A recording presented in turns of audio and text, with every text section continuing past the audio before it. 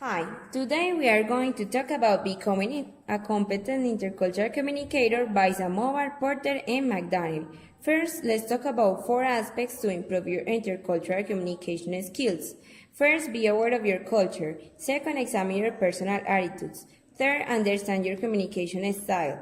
And fourth, monitor yourself. But there is another important component mentioned by the author, which is empathy. So, what is empathy? Bernier defines empathy as the ability to sense, perceive accurately, and respond appropriately to one's personal, interpersonal, and social environment.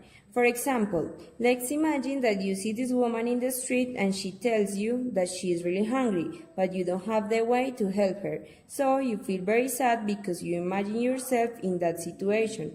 That is empathy. Empathy involves taking the perspective of others, experiencing others' emotions, and understanding verbal and nonverbal cues.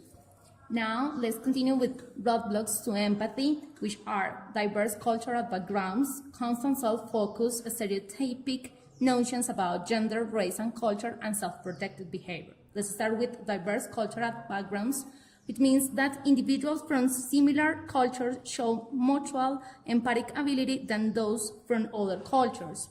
And constant self-focus, attending to your own thoughts or telling your own stories, and uses much of your energy that you must direct to your communicator partner. Now, a stereotypic notion about gender, race, and culture is the tendency to know only some features of an individual to the exclusion of the others.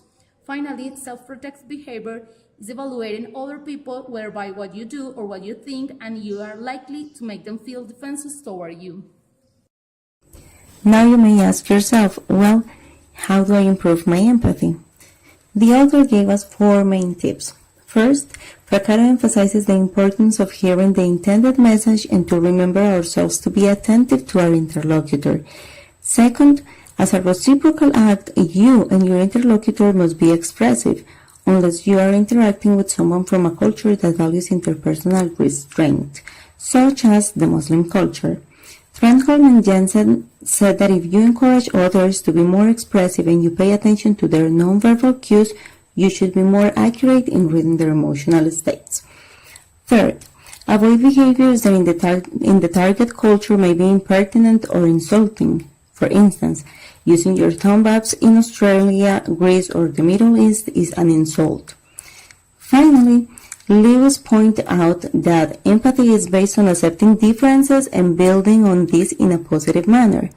So with these tips, you will improve your empathy skills.